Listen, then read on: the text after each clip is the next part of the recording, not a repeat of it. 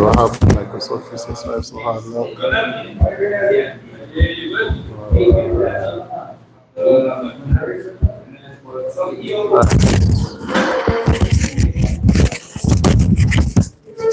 It's on already. Alright, let's press on one time. Assalamu alaikum, my God. That's I want to sell it all. I drink coffee already. You fucking come on. Yeah.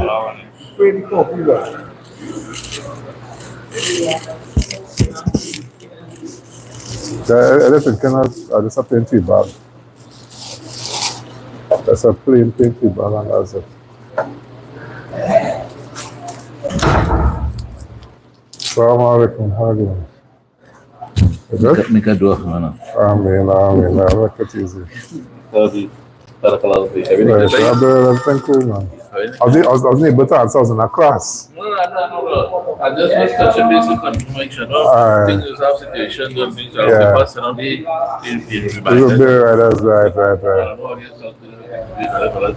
Very busy, I think. But you can find with somebody, but that's written less. I'm sure everybody right? That's written a little bit less than I normally do.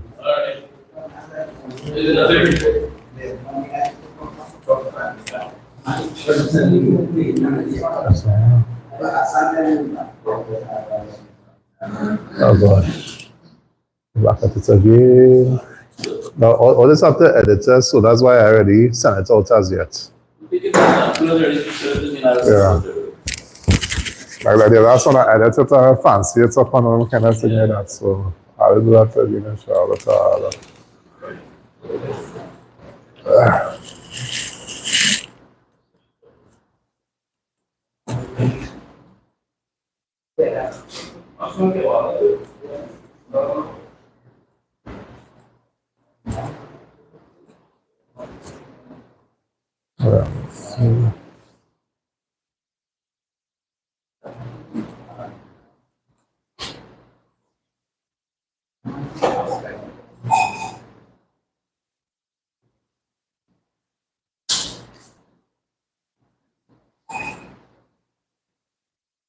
Right.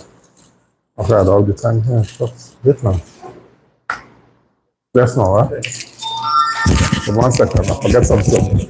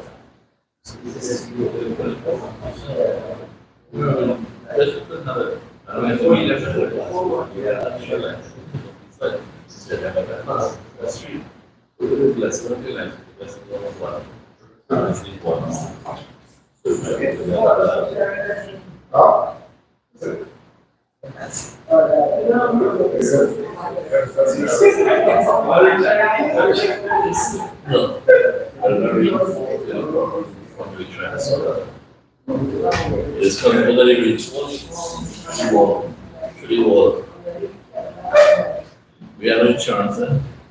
Olha, Johnson. No. Aí, olha, Johnson.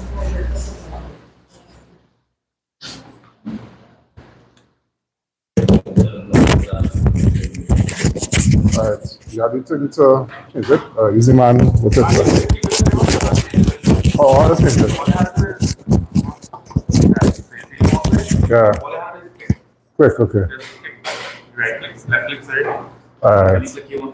Alright, no problem. So I can take this too? I don't do that too. Alright, no problem.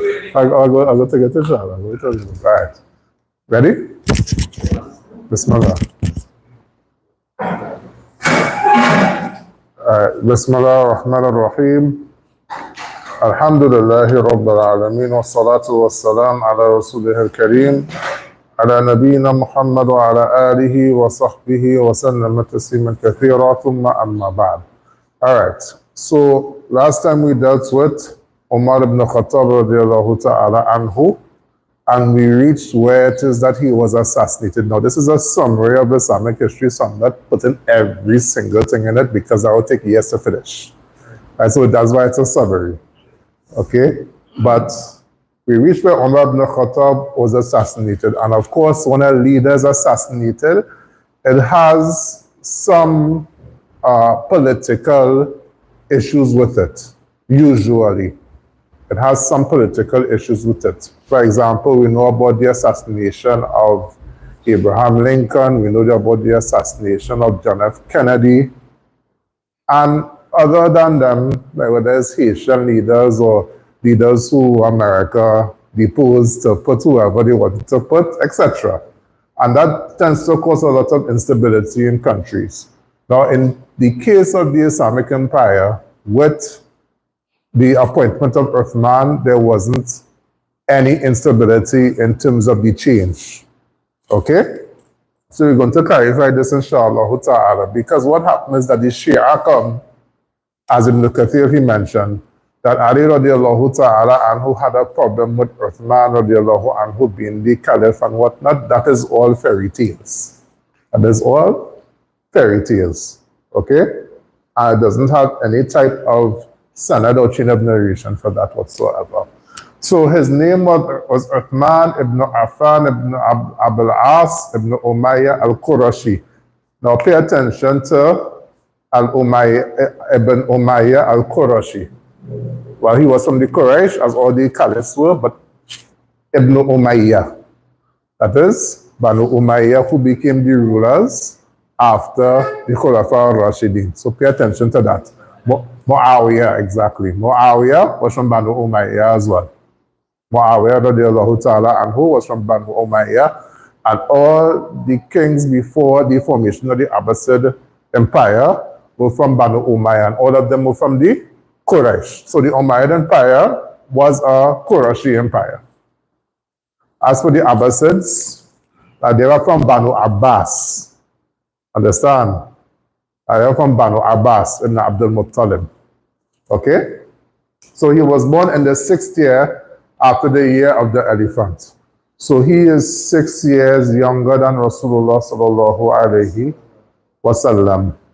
And that would make him about 7 years older than Umar ibn Khattab, and about 5 years younger than Abu Bakr, or 5 or 4 years younger than Abu Bakr, radiallahu ta'ala anhu. So he was actually older than Umar ibn Khattab, radiallahu ta'ala anhu. He was of the first to become Muslim via the da'wah of Abu Bakr as-Siddiq. And this is very important because Abu Bakr as-Siddiq, many of those who were Mubashirun bil Jannah, who are people who were given Bushra or glad tidings of Jannah, from the 10, about 4 or 5 of them at least. Let me see. Abu Bakr, Umar, Uthman, Ali. So Uthman was one of them. Talha, Zubair, Sa'ad, Sa'id, Ubaidullah. About at least 4 or 5 of them became Muslim via the da'wah of Abu Bakr as-Siddiq. And that is from the Fada'il, or from the virtues of Abu Bakr, that a lot of the people who are Mubashirun bil Jannah, who were promised al-Jannah, they became Muslim via the da'wah of Abu Bakr as-Siddiq. And this shows us something very, very important, that da'wah is not a one-man show. Understand?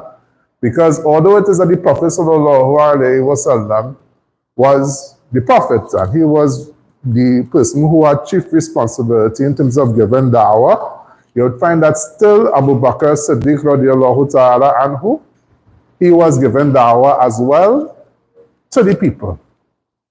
And from them, of course, was Uthman ibn Affan. Right? So the Prophet sallallahu alaihi wasallam, as in a hadith, he said that there is not any prophet except illa lahu al-hawariyuna wal-ashab. He would have people who are his disciples and his companions, and they would always aid the messengers alayhi salatu wassalam. Right? So from his fada'il, well, this is a factor about him as well, that he sahibu hijratain. He made hijrah to both Ethiopia, and then when the call was made to make hijrah to Medina, he made hijrah to Medina Munawwara. Right? So he was from those who made hijrah to Ethiopia. That was the first hijrah when they made hijrah to go by An-Najashi. And he was the sahib. He also made hijrah to Medina during the time of the Prophet sallallahu alaihi wasallam, when they made hijrah. So he was married to Ruqayya radiallahu anha before the prophethood of the Messenger sallallahu alaihi wasallam, and she died in the nights of the Battle of Badr, or during the nights of the Battle of Badr. He then married Kulthum, who died in the 9th year of the Hijrah, and for this reason he is called Nurayn. So he married two of the Prophet's daughters, sallallahu alaihi wasallam. And what happened, of course, we know it is haram to join two sisters at the same time, right, in Al-Islam. So we can't play that with Mighty Sparrow and we joined both of them, you know. We can't play that, okay? Rather, if it is a person married one sister and she died or divorced, you could marry the other sister. That is halal, right? And it was the case of Uthman ibn Affan, where he married Ruqayya, and then when she died, he was allowed to marry Kulthum. So how Uthman became the caliph. Now remember, in the case of Abu Bakr radiallahu ta'ala anhu, he became the caliph via shura. So everybody decided to make Abu Bakr the caliph. In the case of Umar, Abu Bakr pointed out Umar to be the khalifa. Now in the case of Uthman, now Umar radiallahu ta'ala anhu, he gets stabbed and he dies. And he says, look, right, I'm leaving back a shura and you will pick the best man. He just left it like that. Okay, so the Sahaba pledged allegiance to him 3 nights after the death of Umar ibn Khattab radiallahu ta'ala anhu. The first one to pledge allegiance to him was Abdul Rahman ibn Auf. In that shura, there were some of them who were from the Mubashirun, or who were promised Jannah. His caliphate came about via the shura which Umar radiallahu ta'ala anhu set up. And that is Uthman, Ali, Talha ibn Ubaidullah, Zubair ibn Awam, Sa'd ibn Abi Waqqas, Abdul Rahman ibn Auf. All of them are Mubashirun bil Jannah. All of them are Mubashirun bil Jannah. The only person missing from that is, of course, Abu Bakr and Umar and Ubaidullah ibn Jarrah. Right? These are the only people missing from there. Right? But all these people in that particular shura are people who are promised Al-Jannah. So you know for a fact that they would have made the right choice. So as I said, it is fairy tales, or it is a big fairy tale to say that that Ali radiallahu ta'ala anhu disapproved of his being the Khalifa. His rule began about 12 years after the death of the Messenger sallallahu alaihi wasallam, and it lasted for 13 years, making his caliphate the longest of the 30 years of Khilafah. As we know, Abu Bakr lasted for about 2 years. Umar lasted for like about around 10. So that's like about 12. Right?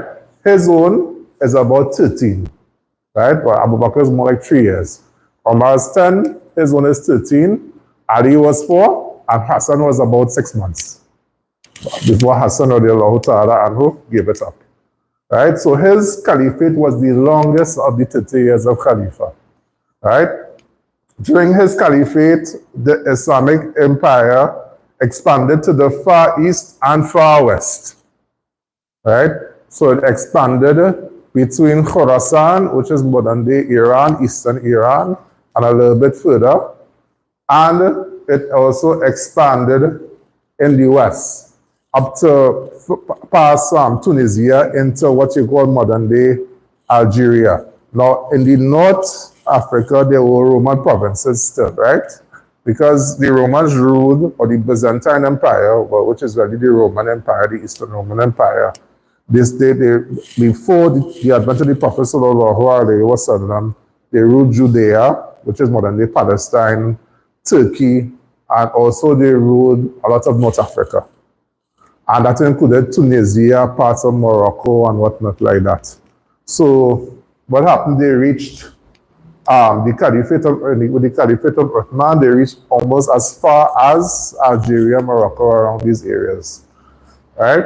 But, however, it was marked with internal conflict which resulted in his murder, right? As we know, Abu Bakr Siddiq, in the beginning, it had internal conflict because you had people who apostated, you had people who was claiming to be prophets, etc. Now, in the case of Uthman, most of his caliphate was good, but what happened due to rumors and all kinds of accusations on Uthman radiallahu ta'ala anhu, there began, and some people, of course, they had certain goals, they had certain things that they wanted from the Muslims, meaning that they were trying to come into Islam to break it up. So they were basically stirring in murky waters, and that marked the internal conflicts which brought about disunity and his murder radiallahu ta'ala anhu. And from the most important events, and we're going to speak at some length about this, was the compilation, the second compilation, which they call it a compilation, but it wasn't really a compilation, but they're writing it according to how the historians write it, okay? Upon one harf, and I'll explain that of the Quraysh. I'll explain that inshallah ta'ala, because there's somebody on social media who went and said that there are holes in the narrative. There are no holes, it's just that he doesn't know anything about the Qira'at, he doesn't know anything about the history of the Qira'at. That is not his field. His field when I was there in Medina was Hadith. And he didn't stay in his lane, you want to go into Qira'at, which Westerners didn't go into. Westerners were afraid to go into that kulliyah, into that particular college of the Quran, because it was the hardest kulliyah. You had to memorize the whole Quran, you had to memorize Shatabi, which is like a 1,009 poem, and you had to memorize the Qira'at. So you had to know what to say, alayhum, alayhim, sirat, zirat, sirat. You had to memorize all of that. You had to memorize Shatabi, and you have to memorize Ad-Durra by Al-Jazari. And that Durra, if a man sits in the corner and recites that, he swear he's doing some kind of obia. Well, that's what it's a song like that. It songs like that. Serious. You swear the man doing some kind of obia in the corner there. Right? You say a seher or something about doing, but he is a poem on Qira'at, and is on the Qira'at al-Ashr, is on the 10 Qira'at. The 7 that are mutawatir, that are widespread, and the 3 that are ahad, right? Based upon ahad narrations of Qira'at. So you say that, okay, this man doing some kind of acha-pacha there, but he's not doing acha-pacha. So people used to refuse to really go into that kulliyah. Westerners, you didn't see a Westerner in sight in that kulliyah. The only one who graduated from that particular college was Shamuddin from Guyana. From the whole Western Hemisphere, that is the only one who ever went into Kulliyat al-Quran from the Western Hemisphere. I'm talking about from Britain, America, Central America, South America, Caribbean, only Australia. The only man I know who ever went into Kulliyat al-Quran from the West was Shamuddin from Guyana. That's it. Nobody else. Not one man. Not one man. And yet you have a person coming saying that he's a theologian and blah, blah, blah, and he's speaking about these things. That is not his field. No, stay away from that. Right? But you had to take from the experts of the field and transmit what they say regarding these things, right? So the virtues of Uthman radiallahu ta'ala anhu. So number one, the angels were shy of him. We know the hadith as is in Sahih Bukhari. Number two, he was one of the first immigrants to Medina, one of the first of the Muhajirun. Number three, he is one of those who was promised Jannah. That's another one. Number four, all the 4 Khulafa were promised Jannah. Number four, he was one of those promised Shahada. And that is based upon a hadith where the Prophet sallallahu alaihi wasallam, where Mount Uhud was shaken, and the Prophet sallallahu alaihi wasallam, he said, "Uthbat ya Uhud, stay firm, O Uhud, because by you is a prophet, a Siddiq, and 2 martyrs." And from them was Uthman ibn Affan. He also put together the Quran into one half. As I said, that I'll explain inshallah ta'ala what it means half in this case. Upon one type of writing in this case. But I'll explain inshallah when we go further. And the last one is that the Prophet sallallahu alaihi wasallam put him in charge of Medina in the battle of Roqa and Ghatafan. So you'll find that the Prophet sallallahu alaihi wasallam put him in charge in Medina a few times. So that shows his trustworthiness. All right, so the conquest of Uthman. So you see, before it reached about Egypt and it reached about parts of Iran. But now he's going further than Iran, reaching more into Afghanistan, Pakistan, around these places. And in this case, he's reaching around Tunisia. I believe that here is Algeria and then Morocco. So he reached about Tunisia, past Libya, all these places, fighting wars against the Romans, as well as the Berbers, and going east, fighting against different empires as well. But by that time, the Persian Empire was done. All right. So much of the Muslim conquest occurred during the time of Uthman radiallahu ta'ala anhu. So in 24 after the Hijrah, he conquered Arai, which is modern-day Iran. In modern-day Iran, that's near Tehran. On the 27th AH of the Hijrah, Muawiyah was sent to conquer Cyprus by sea. This was the first ever naval expedition of the Arabs. Right? It was the first Muslim navy, and the people of Cyprus agreed to pay the jizya. Now, what happened is that Muawiyah was begging Umar ibn Khattab to go, and Umar was like, no, he don't want all the Muslims to drown. Your brother has Quranic verses that showed how the Arabs were afraid of seafaring, right? فَإِذَا رَكِبُوا فِي الْفُلْكِ دَعَوُوا اللَّهَ مُخْلِصِينَ لَهُ الدِّينَ. To the point that the mushrikun of the Arabs, the ones, the polytheists, when it is that they would go on the boats, they would make dua to Allah alone when they would go on the sea. And when they came back, they would make shukr to Allah. Right? So they were not accustomed, they're accustomed to deserts, they're not accustomed to like big seas like that. So you're talking about the Mediterranean, they have to go to Cyprus, and then during the time of Uthman, he approved of it. And the Prophet sallallahu alaihi wasallam spoke well about that particular naval expedition, saying that they would be those who died would be from the shuhada, right, from the martyrs. Right, so that was the first ever naval expedition by the Muslims with Muawiyah radiallahu ta'ala anhu. Right, so that year, the Roman province of Africa, which is really Tunisia, was conquered. Yeah, the name Africa, Ifriqiya, Africa, is really a Latin name. Okay, and it's the Latin name of a province in modern-day Tunisia, but the whole continent was named after that particular province. Yeah, right? And in 30 AH, a lot of the lands of Khorasan was conquered. For example, Naisabur, and Naisabur that's like around western Pakistan, around there. And what happened is that Naisabur, from that place, there came a lot of muhaddithin, a lot of scholars of hadith. From them is Imam Muslim. Imam Muslim was born in Naisabur, he's Naisaburi. But although he is Qurashi, he's an Arab. And likewise, you had Imam Qutaybat ibn Sa'id, he was also in Naisabur as well. And Imam al-Nasa'i studied under him after begging his brother to carry him at 16 years old or 15 years old. Begging his brother, crying, because Qutayba believed he was almost hitting 90 and he was going to die soon. So Imam Nasa'i was like about 16, 15 years old, and he was crying. He said, look, I want to see Qutayba before he dies. So his brother said, okay, come with me. So he ends up sitting with Qutayba ibn Sa'id for 6 months, and then Qutayba dies. So you still see in Sunan Nasa'i That he narrates from Qutayba ibn Sa'id. Yeah. 16 years old, huh? Or 16 years old, or 16 years old, Allahu Gustad, may Allah have them. Like too much game out to you. Yeah. Game pounds.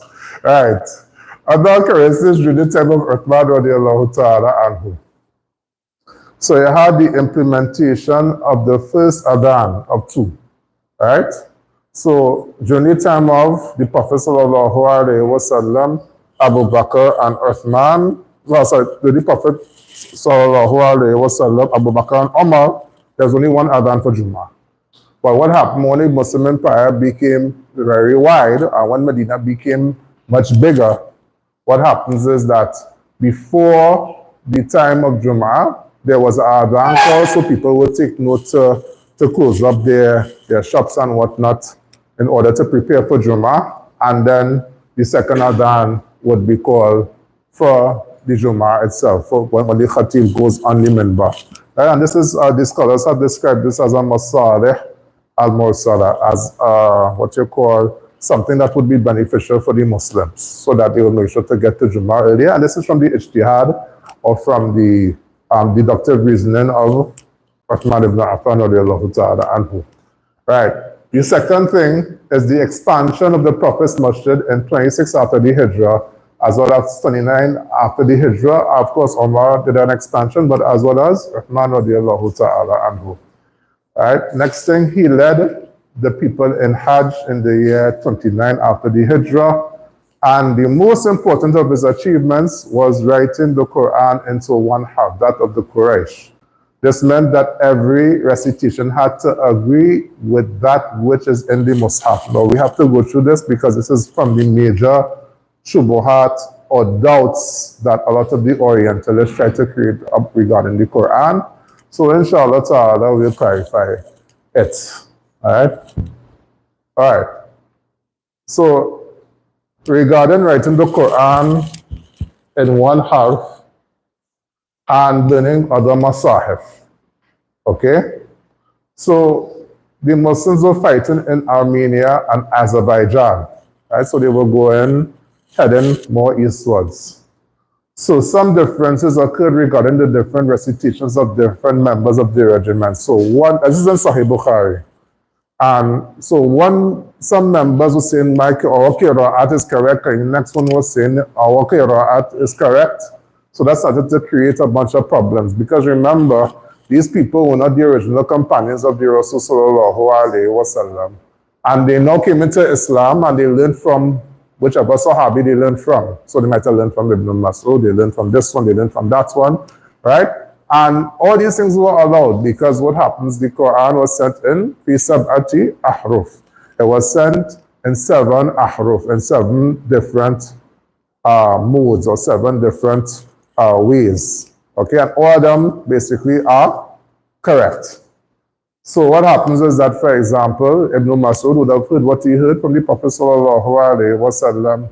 Likewise, Ubay ibn Ka'b, likewise this one, that one, and the other one. So they would have heard what they heard from the Prophet sallallahu alaihi wasallam in terms of Quran, and they would have recited it and taught it as it was, right? Now, Abu Bakr radiallahu ta'ala anhu, right, Abu Bakr radiallahu ta'ala anhu, what was compiled from the Mus'haf was basically what the last reading that Jibreel did with the Prophet sallallahu alaihi wasallam. So what was compiled by Zayd ibn Thabit, and the rest of those from them, Muawiyah radiallahu ta'ala anhu as well, what was compiled at the time of Abu Bakr was based upon the last time that Jibreel read to the Prophet sallallahu alaihi wasallam. What they call the Urdatul Akhirah. Right? Because remember that every Ramadan, the Prophet sallallahu alaihi wasallam would review with Jibreel alayhi salam. And the final day he reviewed it, how much times? Twice. Good. So what happened is that what Abu Bakr radiallahu ta'ala anhu had was based upon that. Okay? So upon seeing this, I want us to remember that as we go through it, right? Upon seeing this, Hudayfa radiallahu ta'ala anhu told Uthman radiallahu ta'ala anhu to deal with this matter before the Muslims split regarding their book. So Uthman ordered Abdullah ibn Zayd, Zayd ibn Thabit, Sa'id ibn al-As, and Abdul Rahman ibn Harith ibn Hisham to oversee this matter. So Uthman took the Musaf of Abu Bakr, copied it, so they copied it, and they sent it to different regions: Medina, Makkah, Kufa, Yemen, Sham, and Basra. 6 regions, right? So basically, what we call the Musaf of Uthman, what we have right now, is basically the Musaf of Abu Bakr radiallahu ta'ala anhu, is what was collected with Abu Bakr. It's just that it was copied and sent in different places. Now, Ibn Mas'ud and others had copies of what they heard from the Rasul sallallahu alayhi wa sallam. All these other copies were burnt because they were not part of the final recitation that Jibril alayhi salam gave to the Prophet sallallahu alayhi wa sallam. Right? So all of them was burnt, but they are still present in the books of tafsir as well as in the books of hadith. And there's a book called Kitab al-Masahif, or the book of the different mushafs by Abu Dawood as-Sijistani, rahimahullahu ta'ala. So it's all there. So when you hear Christian apologists saying, oh, yes, the Muslims hiding this from Abu Dawood and this one and that one, we know that long time. Understand? We know that long time. It's in the books of tafsir, it's in the books of hadith, etc. like that. Okay? So basically, what Uthman took, or what Uthman sent as copies, was the Mus'haf that was compiled during the time of Abu Bakr as-Siddiq radiallahu ta'ala anhu.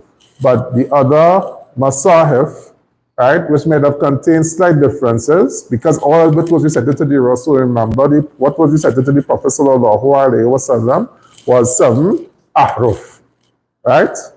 So they would have known what the Quran is, and Abu Bakr as-Siddiq didn't really make a problem in the fact that Ibn Mas'ud would have heard so and so from the Prophet sallallahu alayhi wa sallam, or this one would have heard so and so from the Prophet sallallahu alayhi wa sallam. Didn't really make a problem with it. But when the Muslim empire started to expand and it looked like people were going to have problems with each other, then what was done is that what was collected by Abu Bakr was set as the standard, and other things were basically not read. So basically what you have is the 10 qira'at, right? Some of them being mutawatir, 3 of them being ahad, right? Mutawatir meaning widespread, ahad meaning is not as widespread, but it is relayed via a correct chain of narration. And then you have the shawaz, or the 4 shawaz, right? Which is not halal to read at all. They cannot read them at all, right? Like in Salah we're speaking about. They cannot read them at all, but it is still known by those who specialize in the qira'at, right? And people still study these, you know, as a matter of preservation. Any questions regarding that? So far? Or we clear so far? Okay, we clear so far. Tired. So the Mus'haf was taken, copied, and sent to different regions: Medina, Makkah, Kufa, Yemen, Sham, and Basra. Right? Now we have to bear in mind that the Mus'haf is an aid. The Mus'haf itself is an aid in terms of qira'ah. But you would find sometimes when you are reading to a sheikh, what you might read to the sheikh is different than what is in the Mus'haf. What I mean by that?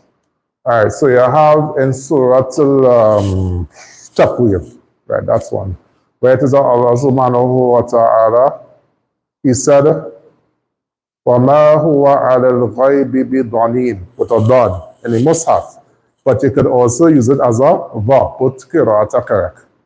وَمَا هُوَ عَلَى الْغَيْبِ بِضَنِينَ, like that. Right, but you will know that if you study under a particular sheikh, for example. Right? And sometimes you will see in the Mus'haf, you will see a scene over a sword or a scene under a sword. Not so. The scene over a sword meaning that it's preferable to recite with the scene. Right? The scene under it means that it's preferable to recite with the sword. Okay? Well, that was put in after, of course. That was put in way afterwards, right? But basically, what you might have in the Musaf in the Rasam, a person could recite possibly, some things or one or two things different from what you see in the Rasam, like, and so to Yusuf as well. Alright? Qalu ya abana, ma laka la ta. You don't say ta'manna, that's incorrect. Because you have ishmam there. You can say, ma laka la ta'manuna, quickly. Like you say, ma laka la ta'manuna, which is called ishmam. You kind of hold it a little bit, like that. So that would be known when it is that you recite on that thing. So the recitation is the umda. The recitation from a sheikh is the basis. However, the Musaf itself is a guide. And the Musaf at that time, or the copies of the Quran, didn't have vowels and didn't have dots. Yeah. So you had to go by a sheikh. It didn't have vowels or dots. And the vowels and dots, as you will see, inshallah ta'ala, was set by the one and only Hajjaj ibn Yusuf al-Thaqafi. Yeah, believe it or not, he has a hasada. He has one hasada to come with the day of judgment. With the many sayyat he has as well. Allah musta'an. Right? So he has one hasada that, I don't know, my prevented from burning in the fire. I mean, we've been real about this. Everybody knows that Hajjaj was extremely oppressive. Allah musta'an. Right. So, continue. Oh gosh, it's kind of small. Anyway, so what was written in, not the Musaf, the Musaf, you see where I have to edit it, of Abu Bakr was from the final reading of the Prophet sallallahu alaihi wasallam. So here, basically, I'm clarifying some of the doubts. All other copies that were with the companions, for example, Ibn Mas'ud, they were burnt. Right? So that contained different wordings, they were burnt, but of course, they are still preserved in the Shawal, in what you call the other Qira'at, which are 4, and also in the books of Tafsir and the books of Hadith. So you see it in Sahih Bukhari, Sahih Muslim, etc. like that. So it's not like, it totally disappeared. Some of the Orientalists and those who still in murky waters say that this shows that the Quran wasn't preserved. We reply to them the following. Number 1, the Mus'haf that we have today is from the final reading of the Prophet sallallahu alaihi wasallam. It was put together by Abu Bakr and then kept by Hafsa radiallahu anha, who's the daughter of Umar. Hence, there is no doubt that this is Quran. Number 2, the second compilation, as many call it, was in fact the copying of the Mus'haf of Abu Bakr and sending it to different lands. So it wasn't like a new compilation. Basically, it was just copying what Abu Bakr radiallahu ta'ala and who had collected and sending it to different lands with who? With a reciter. That's important. So they didn't say that just so. They said it with a reciter because it had no letter, it had no vowels and no dots, nothing. Right? It's just plain, you're seeing it like that, right? And when my sister went to Qatar some time ago, as a tourist, and she sent me some verses, and it took me like about 5 minutes to try to figure it out. 5-10 minutes to figure it out what was exactly being said. So that's why this is send the Mus'haf with a sheikh to teach them how to read the Quran. Alright? No, they don't have any changes from yeah. So what we have today Yeah. is just that same thing. Same thing. Yeah. The dots and whatnot is to make it easier for us to read any particular qira'ah or the particular rendition that we're using. Right? So it's basically to make it much easier for us. Because it would have been much harder if it is that, you just have no dots, no vowels, and, you just have to sit down with the sheikh and just read it. That's just how it had to be, But, What's that not good? What was wrong with this? No. Because they didn't want. Yeah, they didn't want ikhtilaf between the Muslims. And I didn't really have a need for it, really. Because what was revealed to the Prophet, the final reading to the Prophet sallallahu alaihi wasallam, this is what the Mus'haf is based upon. As for the other whatever was revealed from the Sab'atu Ahruf, from the 7 different renditions beforehand, it wasn't really something that was needed anymore, basically. After it is that it was standardized during the last year of the Prophet Sallallahu Alaihi Wasallam.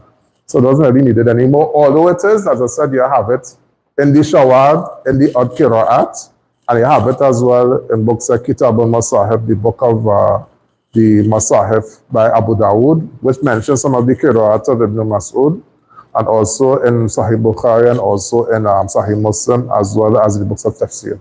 So you still have it there as a means of Tafsir, in other words, but it's not used to like read in Salah. You can't read them in Salah at all. So, I just want to. Yeah, go ahead.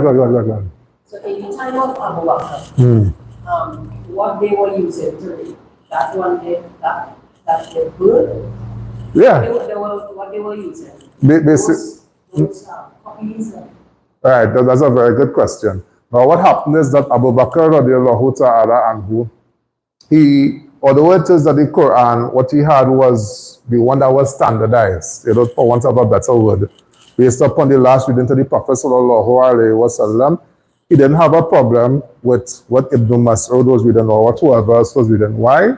Because it was revelation. It was revelation given to the Prophet Sallallahu Alaihi Wasallam, which related to the companions. But what happened is that when the Muslim empire got wider, and it could have created more problems. Uthman ibn Affan, to stop these problems, he just said, look, this is what you're going to read. This is what is going to be standardized based upon the last reading of the Prophet Sallallahu Alaihi Wasallam. Right? So it's only used in tafsir, or is only used to see what would have been said. So for example, one of the like in some of the ayat about divorce, some of the ayat regarding stoning, etc., like that, it would have been found in these different things. So remember, there was some ayat that were abrogated as well. So basically, what you had in the final, although they say edition, but in the final reading, is that it was free from whatever ayat that would have been abrogated, right? That would have been read before. They would not have been in the Musaf anymore. And the likes of this. So in it had a lot of benefit for the Muslims in and of itself. Right? Clear, inshallah ta'ala? Huh? The help me to get Right. So in the final so guess what? People wrote it all over the place. Yeah.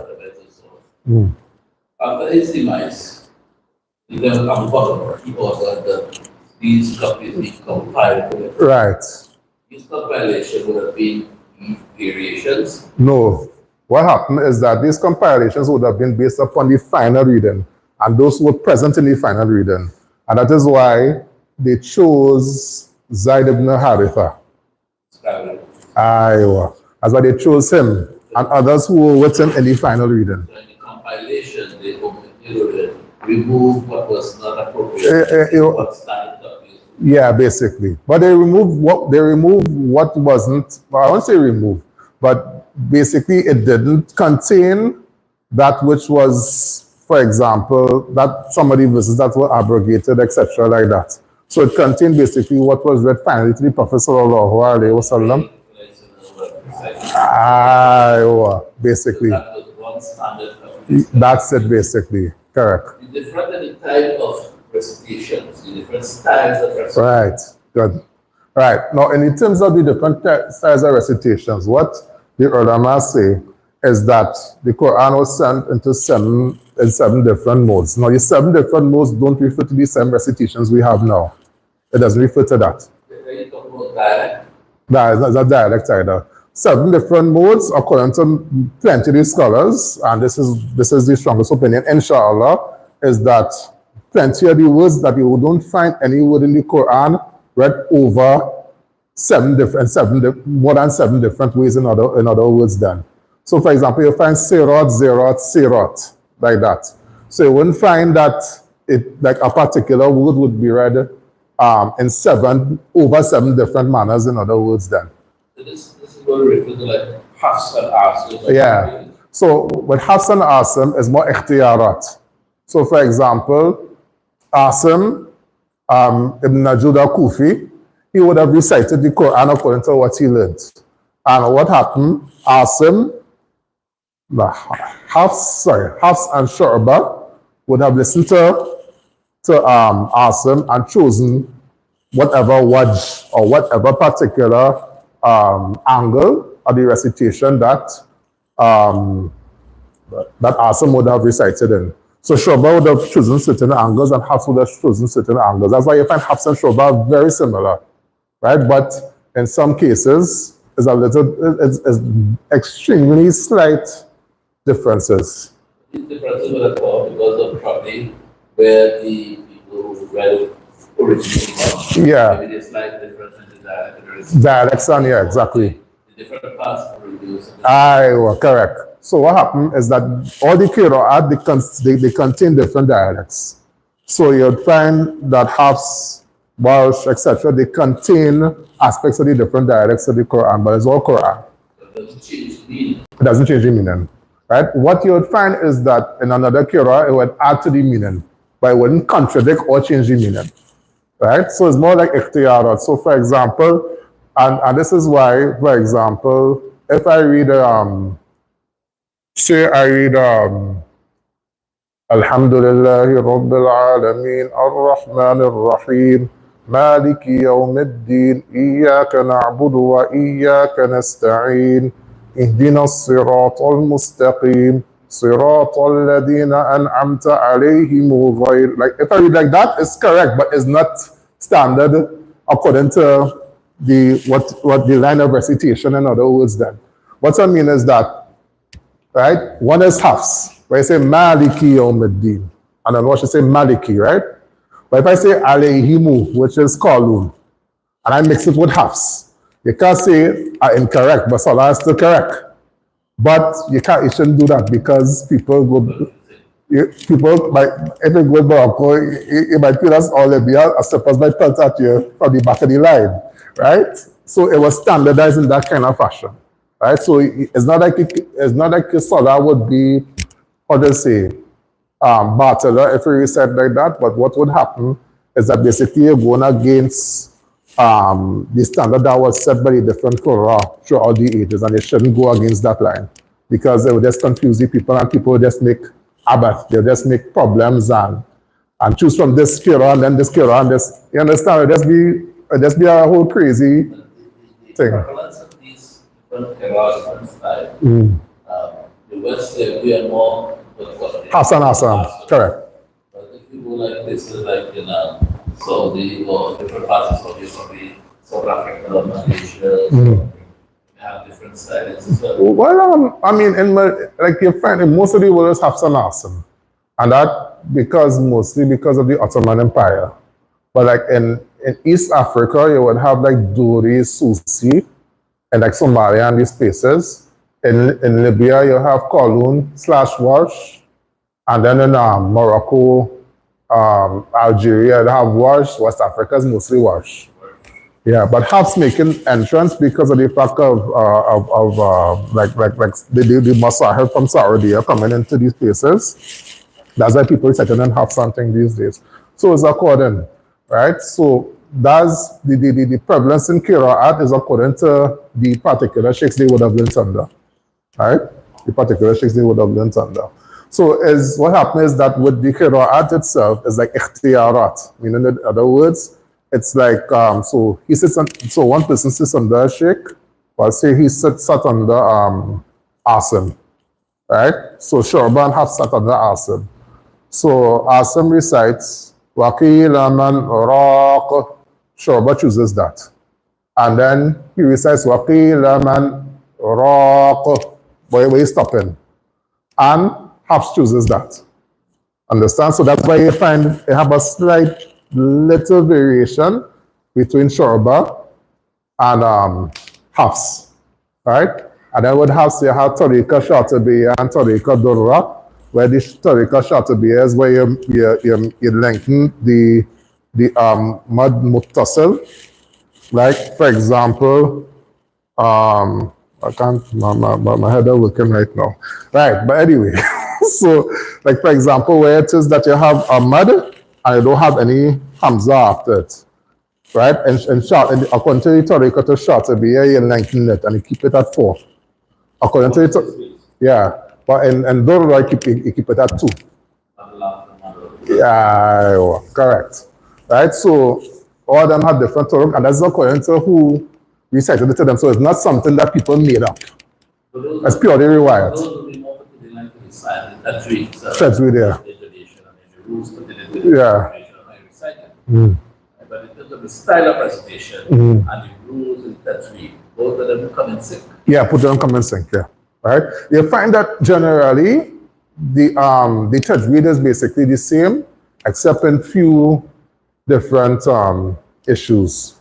Right?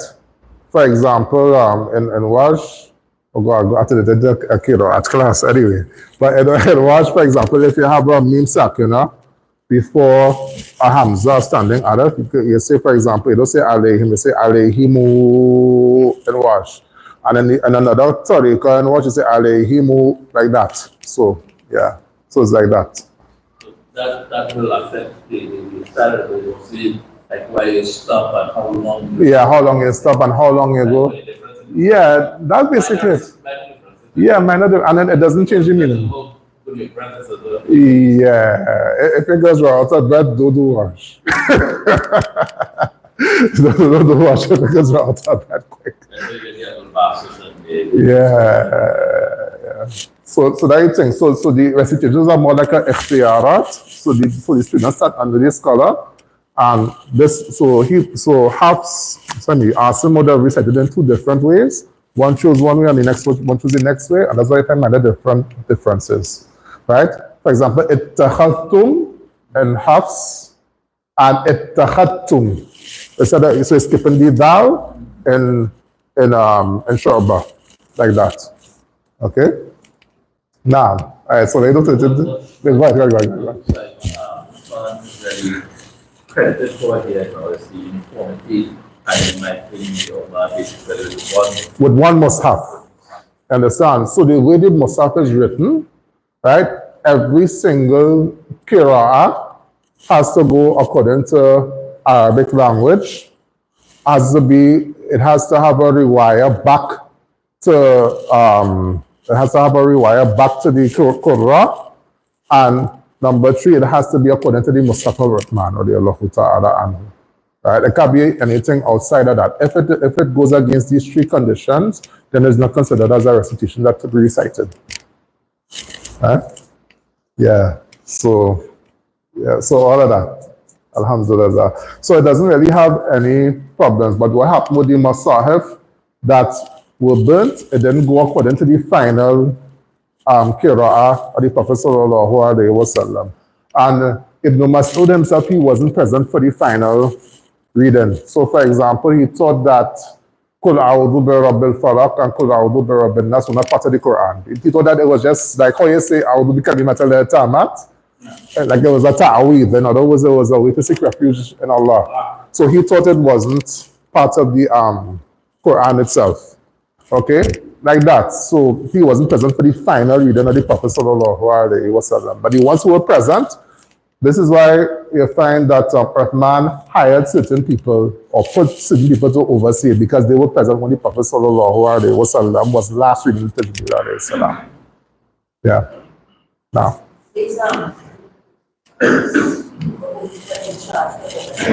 They were the ones who were in charge of saying which surah have to go first and which have to be last, or Right, that's a good question. Now, in the Urdatul Akhira, in the final reading, the surahs were put in the order how it is as put right now. So everything was basically, you can say everything was standardized in the final reading.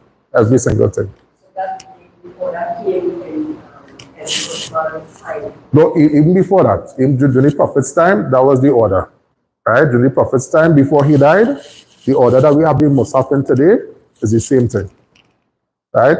and Abu Bakr continued with that. So basically what we have is from the time of Abu Bakr Siddiq radiallahu ta'ala anhu, right? So like the last reading of the Prophet sallallahu alaihi wasallam to Jibril, but the Musaf was sent in the order it was sent in.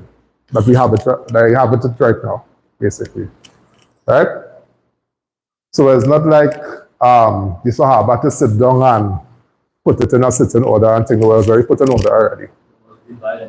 Huh? Yeah, well, and they still recite it in a sitting order as well. Right? Although you'd find a hadith where the Prophet ﷺ, he would recite Surah Al-Baqarah, then Nisa, then Ali Imran. Right? But that's not a problem, inshallah ta'ala. So, in the first revelation, all that depended to real Right. Right. That came down with the final reading. So, for example, although it is that, so you'd find that the Makkan surahs come at the back of the Mus'haf, right? And that is because of the final reading. So the final reading, it was revealed as Fatiha, Baqarah, etc., right? So basically, what we have in the Mus'haf is based upon that. So even though Iqra was the first revelation, as the last juz, as most of the Makkan surahs are in the final few ajza of the Quran, right?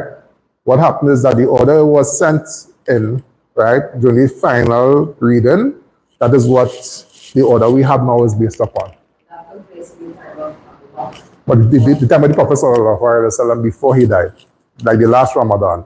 And then Abu Bakr, basically what he did is just compile it and that is it. Because remember, at that time it had many Hufaz of Quran. They had many people who memorized the Quran. Most of the Sahabas memorized it.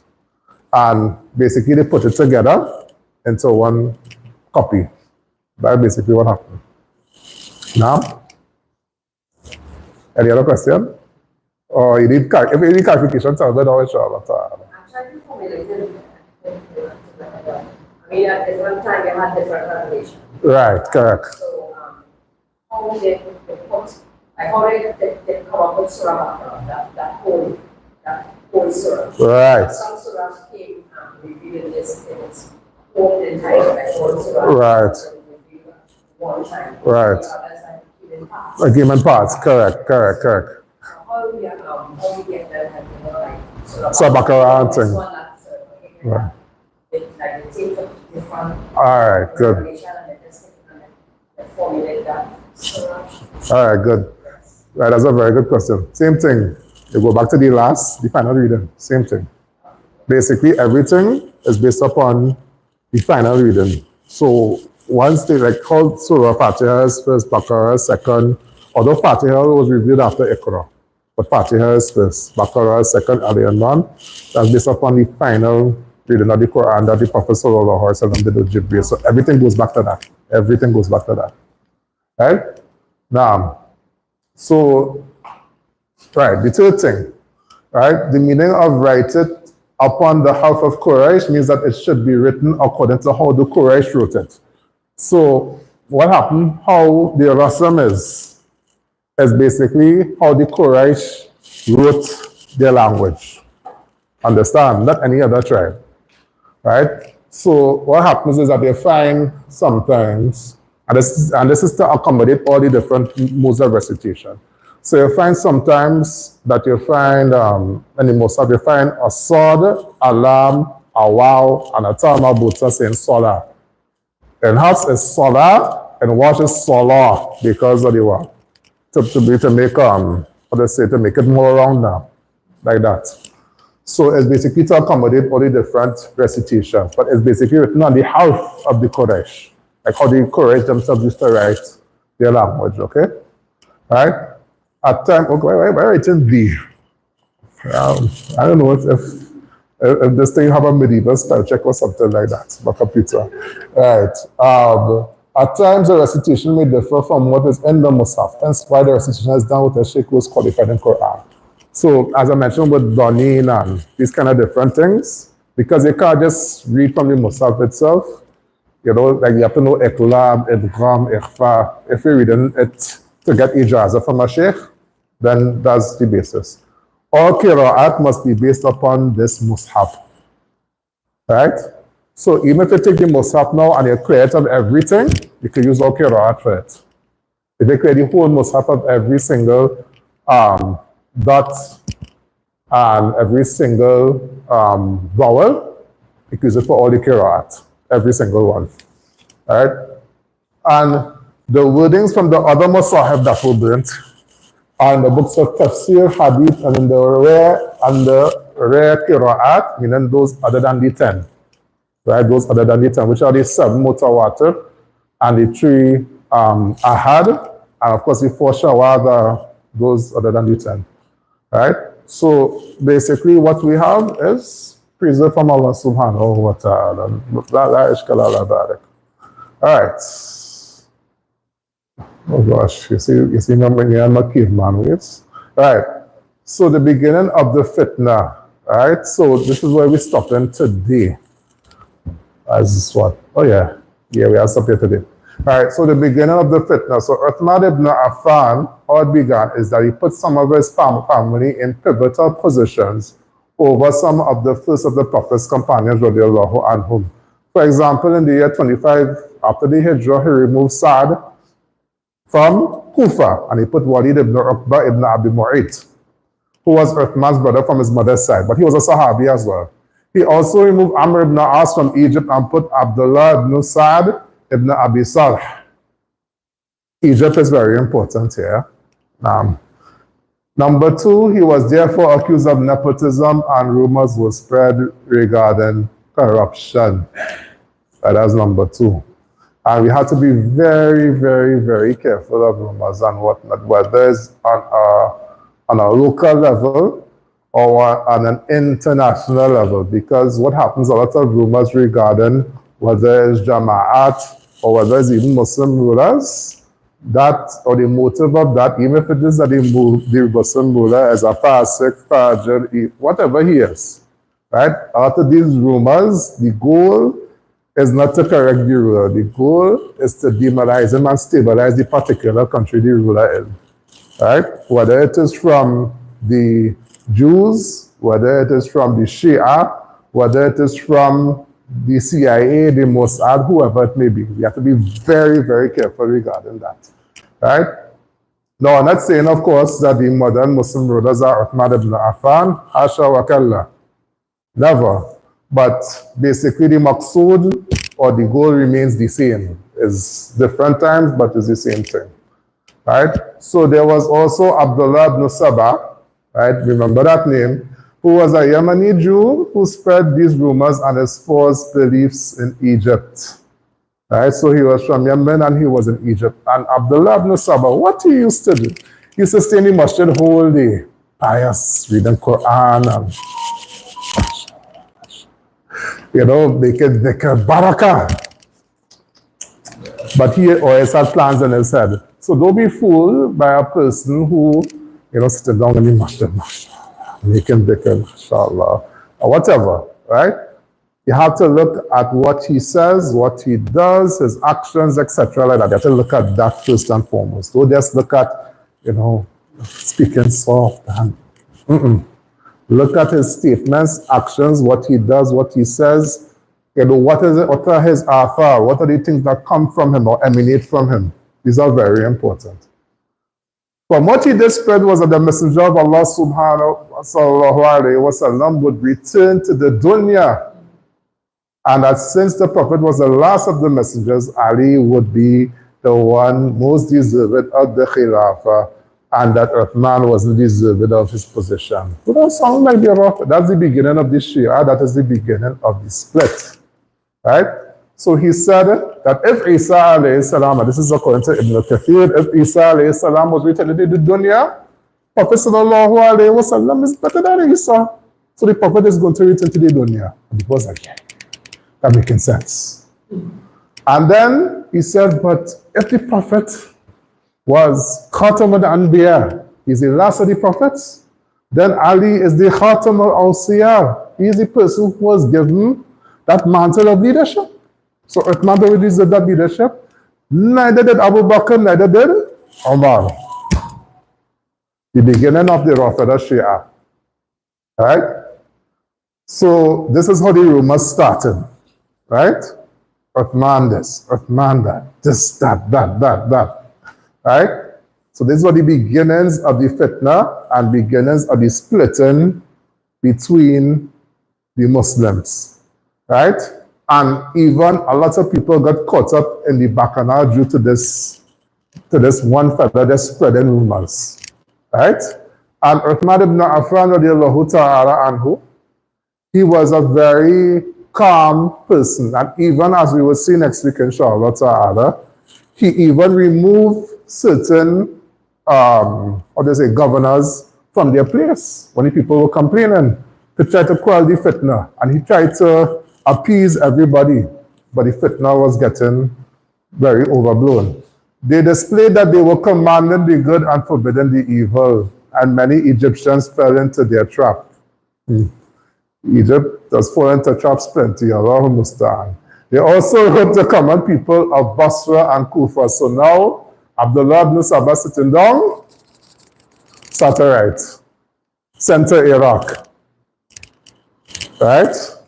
Regarding these things. And this is why Iraq and Iran, up to this day, are hotbeds of the Shia, right? They also wrote the common people of Basra and Kufa, which led to sowing seeds, which eventually led to the death or the murder of Uthman radiallahu ta'ala anhu. So he was in Egypt and just writing letters to common people in Basra and Kufa. So he had two things that he used to say. But Uthman not deserved of the position. Look at the corruption going on with Uthman ibn Affan. He's upon nepotism, blah, blah, blah, blah, blah. Right? The people get hooked. Look how hard, so he would complain to people who had a position regarding this. And to the dumber people, he would say, look how time's so hard, it's so difficult, and this and that. And boom, you would see everything just start to go haywire. And after the death of Uthman radiallahu ta'ala anhu, things go crazy, right? And you will see from next week, and I'll go into the rest of the fitna, and what happened during the time, or partially during the time of Ali radiallahu ta'ala anhu. Because from that time you had people, like in the case of Muawiyah radiallahu ta'ala anhu, the reason why he didn't give allegiance to Ali, because he was thinking that Ali was sheltering some of the killers of Uthman. It's all kinds of stuff. So people in between was just sowing the seeds of problems and destruction and furqa, division, you know, from left, right, and center. So we have to be aware of that, inshallah ta'ala. And this is how it really started. Right? And inshallah ta'ala, we'll go through more of it next week. As we will see that Ali's Khilafah was filled with all kinds of things going on at the same time. You had the Khawarij, you had Siffin, you have the Battle of the Camel, yeah. There's all kinds of stuff that was going on. And just because some people were coming in within the ranks and just creating problems and fitting. Allah understand. May Allah help us. Any questions? We'll stop here. Any questions? At the end of his caliphate, it had like in the beginning, because they would not have been able to expand so much if it had if it had fitna.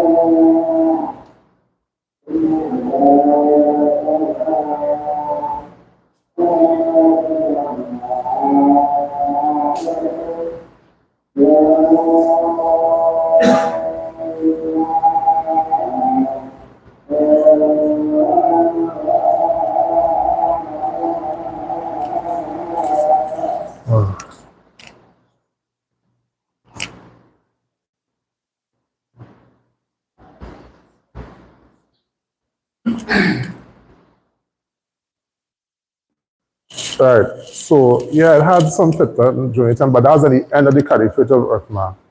In the time of Ali radiallahu ta'ala anhu, it had more of the fitna than before. And according to Ali radiallahu ta'ala anhu, a man asked him, why it has so much, didn't have fitna before your time, I have fitna during your time. And he said, well, during their time, it had people like me to rule. In my time, I had people like you to rule. So this is the problem. So, I mean, at the end of the day, right, the principle still goes on. We have to be very aware of like rumors spread regarding the Muslim rulers and whatnot. We have to be very aware of that, because at the end of the day, behind it is a sinister agenda. It's not something that is just innocent, and I have a sinister agenda behind it, because they always want to destabilize the Middle East and even fracture it even further. They don't want the Middle East to be strong. So they took down Saddam, they took down Abdullah Saleh in Yemen. They want to take down Mohammed ibn Salman, they want to take down Sisi, they want to do all kinds of things, they want to create havoc. So although these rulers are not the ideal rulers, and if a person comes and says, well, they are like Uthman and thing, you're lying, Yahi. They're not Uthman, they're not Omar, they're not Ali, they're not Omar ibn Abdul Aziz. They're not even Abdul Aziz ibn Saud, may Allah have mercy upon him. They're not like that, right? But at the end of the day, when it is that certain things become rumored, become widespread and whatnot, it just creates destabilization.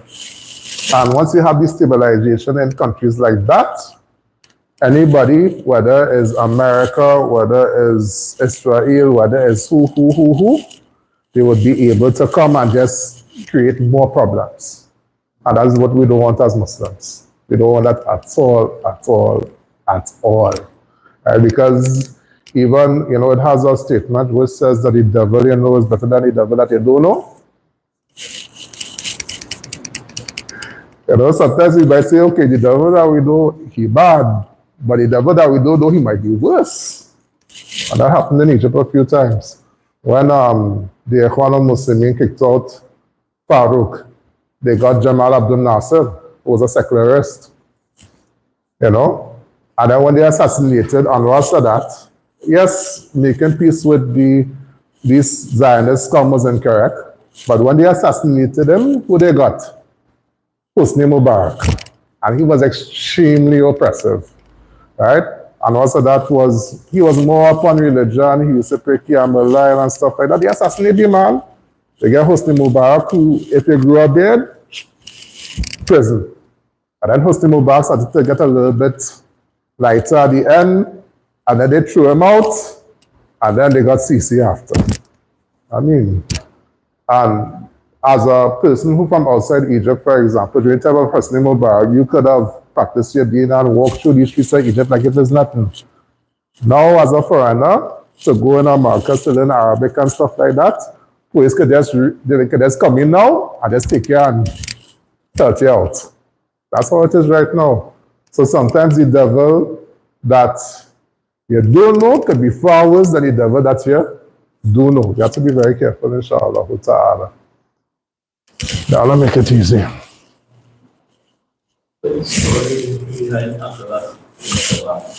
he was a Yemeni Jew, a hypocrite, a zendik.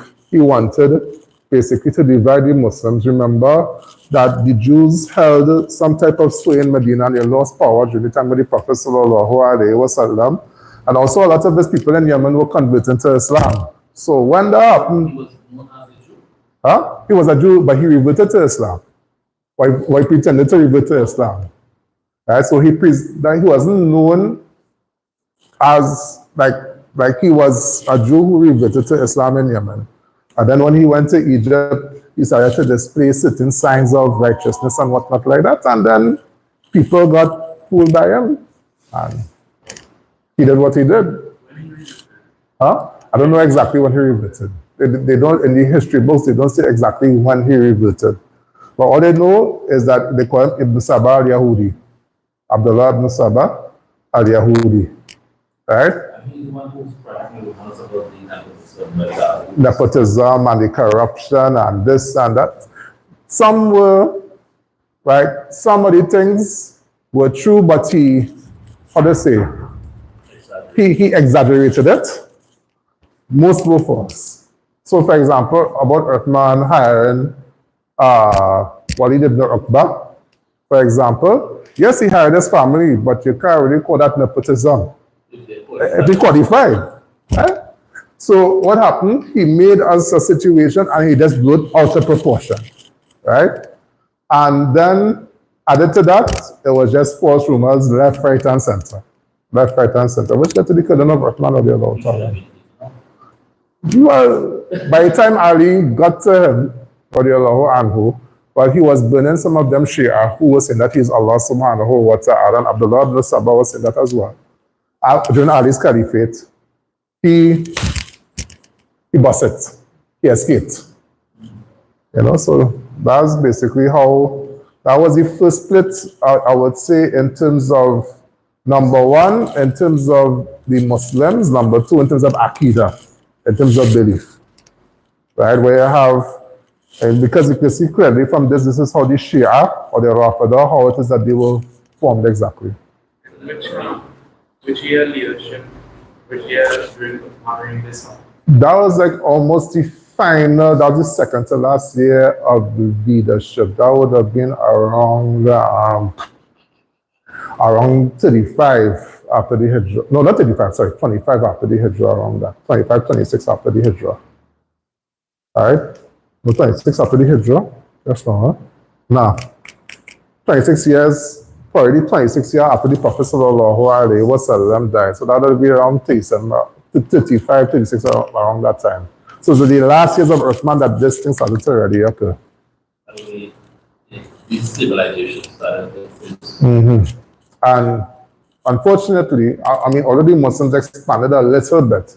They were not able to expand as much as they wanted to expand because of the problems that happened within, you know, within the Muslims in these different places now. So they had to basically fight the Khawarij, and then, you know, you had different skirmishes between some of the companions and whatnot like that. So, hello, Mr. Huh? Well, with the murder of Uthman, basically, Ali radiallahu ta'ala and how to deal with that. And, you know, that's a difficult thing to deal with. Because now you have Munafiqeen jumping back and forth, hypocrites jumping back and forth. They see now that everybody is disuniting, so it's time to spread the disunity. It's time to spread the disunity, and that's basically what they did. But Islam did not reach Hindus yet. No, they didn't reach as far as Hindus yet. They reached more by around Iran. Now, during Ali's time, it had reached further on, almost to China. And unfortunately, Ali radiallahu ta'ala, and who had to call some of his army back from China to call the Civil War. Or as them fellas couldn't have the Uyghurs right now. They would have been all Muslim. Allah knows best.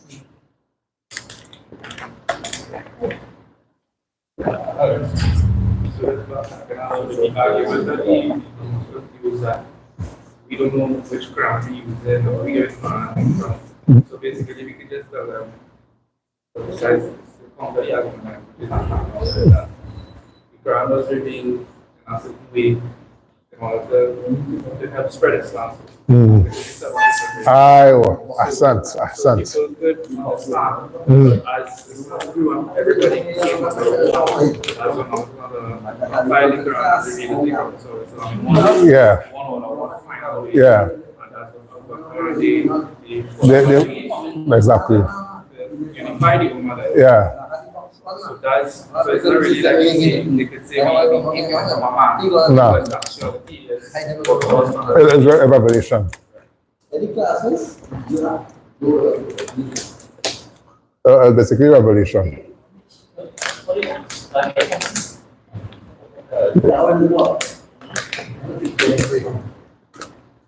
Right, so Yeah, it's our next class.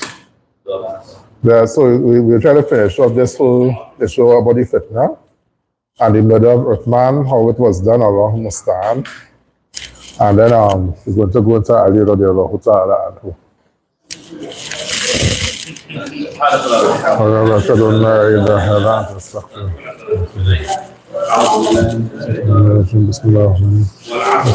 إلا الإنسان لا تخلص إلا الذين آمنوا.